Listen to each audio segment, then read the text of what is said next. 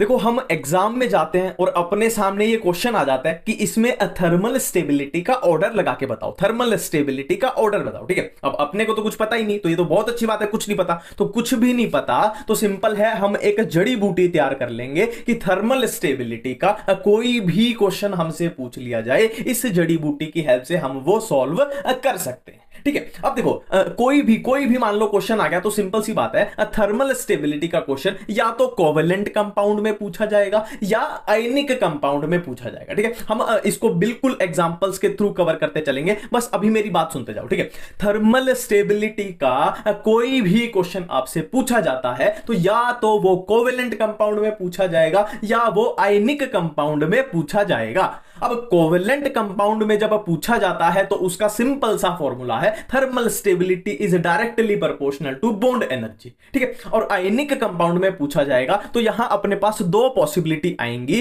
कि या तो क्या है, या कटायन या अनायन मोनो एटॉमिक हो या कटायन या अनायन पॉली एटॉमिक हो। ये मोनो एटॉमिक पॉली एटॉमिक क्या है ये भी हम आगे देख लेंगे, टेंशन मत लो। तो मोनो एटॉमिक है तो क्या है, thermal stability is directly proportional to lattice energy, और लैटिस एनर्जी हमें पता है directly proportional to charge upon size. बात यहां पे बिल्कुल पैक हो चुकी है, खत्म हो चुकी है। और पॉली एटॉमिक की बात करें, है ना, जब हमारे पास कटायन या अनायन पॉली एटॉमिक होते हैं तो thermal stability is inversely proportional to polarisation.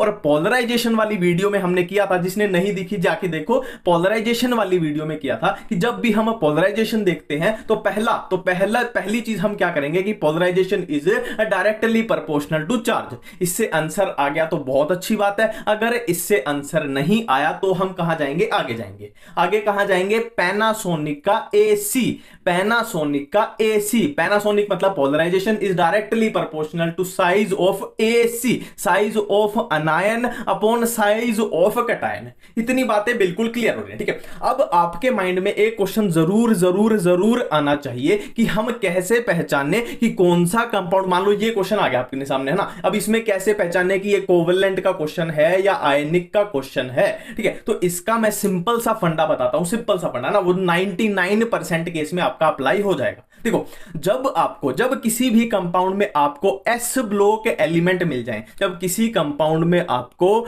S block element मिल जाए मतलब वो आयनिक कंपाउंड का क्वेश्चन पूछना चाह रहे हैं। और अगर आपको एस ब्लॉक एलिमेंट ना मिले मतलब वो कोवेलेंट बॉन्ड का क्वेश्चन पूछना चाह रहे हैं। ठीक है, अब हम बात कर लेते हैं क्वेश्चंस की, क्वेश्चन की। मान लो ये अपने सामने क्वेश्चन आ जाता है तो सबसे पहला काम, सबसे पहले चेक करो कि ये कोवेलेंट कंपाउंड का क्वेश्चन है या आयनिक कंपाउंड का क्वेश्चन है। तो मैंने क्या बोला, एस ब्लॉक एलिमेंट अगर ना हो तो वो कोवेलेंट है। अब इसमें देख लो एस ब्लॉक कहीं भी नहीं दिख रहा, मतलब ये कोवेलेंट का क्वेश्चन है। तो कोवेलेंट में thermal stability is directly proportional to bond energy. ठीक है, अब इसमें बॉन्ड एनर्जी चाहे तो आप बॉन्ड लेंथ से देख लो या ये देख लो। देखो, हाइड्रोजन तो सब में सेम है, और फ्लोरीन का साइज सबसे कम, फिर उससे बड़ा क्लोरीन, फिर उससे बड़ा ब्रोमीन, फिर सबसे बड़ा साइज है आयोडीन का। तो या तो आप इसको किससे, बॉन्ड लेंथ की हेल्प से देख लो। मान लो देखो, ये अपना हाइड्रोजन है, ये अपना हाइड्रोजन है, और ये मान लो अपना फ्लोरीन है, और ये इनकी हो जाएगी बॉन्ड लेंथ, और क्लोरीन होगा फ्लोरीन से बड़े साइज का, है ना, ये इसकी बॉन्ड लेंथ है। तो ये बॉन्ड लेंथ कम होगी, ये बॉन्ड लेंथ ज्यादा। तो जितनी ज्यादा बॉन्ड लेंथ होगी उसे तोड़ना उतना ही आसान है। तो या तो ये अप्रोच हो सकती है, या क्या है, देखो फ्लोरीन का साइज छोटा, हाइड्रोजन का भी छोटा, तो दोनों छोटे साइज के हैं, तो इनमें क्या है, ऑर्बिटल्स में ओवरलैप अच्छा होगा। और इनमें क्या है, देखो ये बहुत बड़े साइज का है तो ऑर्बिटल्स का ओवरलैप अच्छा नहीं हो रहा, मतलब इस बॉन्ड को, HI के बॉन्ड को तोड़ना है आसान। ठीक है, मतलब क्या बोलता है कि बॉन्ड एनर्जी HI की सबसे कम, तो बॉन्ड एनर्जी सबसे कम तो थर्मल स्टेबिलिटी भी सबसे कम। HF में बॉन्ड लेंथ सबसे कम तो बॉन्ड एनर्जी सबसे ज्यादा, और थर्मल स्टेबिलिटी भी सबसे ज्यादा। ठीक है, इसमें दोनों अप्रोच लगा सकते हो आप। बॉन्ड लेंथ वाली लगा लो, थोड़ी आसान पड़ेगी ना, जल्दी से हो जाएगी। जैसे फॉर एग्जांपल मान लो नेक्स्ट क्वेश्चन में आपको दिखाऊं, है ना, अगर नहीं भी समझ आया इसमें समझ आ जाएगा। देखो नेक्स्ट क्वेश्चन में अगर बात करें थर्मल स्टेबिलिटी, तो पहली चीज क्या चेक करनी है कि कोवेलेंट का क्वेश्चन है या आयनिक का क्वेश्चन है ना। तो एस ब्लॉक एलिमेंट अगर ना हो तो कोवेलेंट का क्वेश्चन है। अब इसमें एस ब्लॉक कहीं भी नहीं दिख रहा, मतलब ये कोवेलेंट का क्वेश्चन है। अब कोवेलेंट में क्या है, thermal stability is directly proportional to bond energy. ठीक है, देखो हाइड्रोजन तो सब में सेम है, हाइड्रोजन का तो कोई गेम ही नहीं है। बाकी क्या है, देखो नाइट्रोजन का साइज क्या है, सबसे कम है, और इसका साइज क्या है, सबसे ज्यादा है। तो नाइट्रोजन का साइज सबसे कम है तो बॉन्ड लेंथ भी कम है। अब इसका साइज सबसे ज्यादा तो बॉन्ड लेंथ भी ज्यादा। तो साइज देखो, बॉन्ड लेंथ जितनी कम होगी ना उतना स्ट्रॉन्ग बॉन्ड है, मतलब उसको तोड़ना उतना मुश्किल है। बॉन्ड को तोड़ना मुश्किल मतलब बॉन्ड एनर्जी ज्यादा, बॉन्ड एनर्जी ज्यादा तो थर्मल स्टेबिलिटी ज्यादा।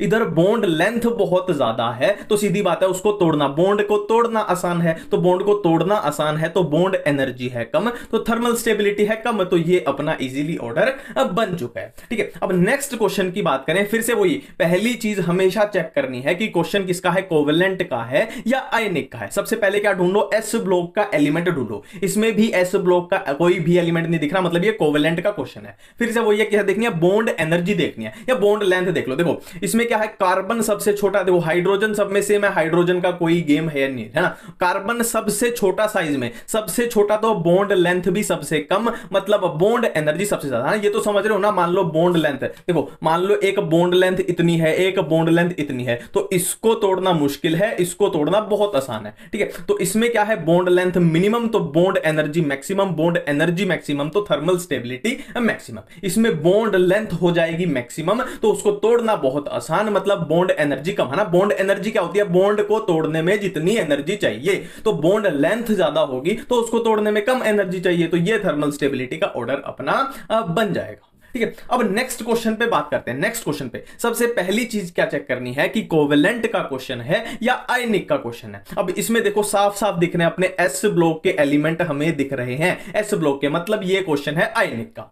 अब आयनिक में क्या चेक करना है कि जो कटायन या अनायन है वो मोनो एटॉमिक है या पॉली एटॉमिक है। तो अपने कटायन और अनायन यहां बना लेते हैं। देखो इसमें कटायन क्या है, ये है, और ये है अपना अनायन। इसमें क्या है, ये ठीक है। अब चेक करो मोनो एटॉमिक या पॉली एटॉमिक। देखो मोनो मतलब आप समझ रहे हो नहीं, तो इंग्लिश तो आती है इतनी, मोनो एटॉमिक पॉली एटॉमिक। तो यहां पे पॉली एटॉमिक कुछ भी नहीं है। देखो ये अपना कटायन क्या है, मोनो एटॉमिक। अनायन तो सब में क्या है, हाइड्रोजन है, मोनो एटॉमिक है। और कटायन भी अपने क्या है, मोनो एटॉमिक, मतलब एक एटम से बना है। पॉली एटॉमिक मतलब एक से ज्यादा एटम से मिलकर बना है। ठीक है, तो सब क्या है, मोनो एटॉमिक है। तो अपना ये लगा देंगे, thermal stability is directly proportional to lattice energy, और lattice energy is directly proportional to charge upon size. तो चार्ज तो सब में बराबर है ना, plus plus plus plus minus minus minus minus सब में बराबर है। तो आंसर किससे आएगा, अपना साइज से आएगा। साइज जिसमें सबसे कम होगा उसमें लैटिस एनर्जी उतनी ज्यादा, मतलब थर्मल स्टेबिलिटी सबसे ज्यादा। अब ये तो इजी सा हो गया ना, लिथियम का क्या है, साइज सबसे कम है तो इसकी क्या है, थर्मल स्टेबिलिटी सबसे ज्यादा। ये अपना ऑर्डर बन जाएगा ना, इसका क्या है, साइज मैक्सिमम है। इजीली बिल्कुल ऑर्डर बन चुके हैं।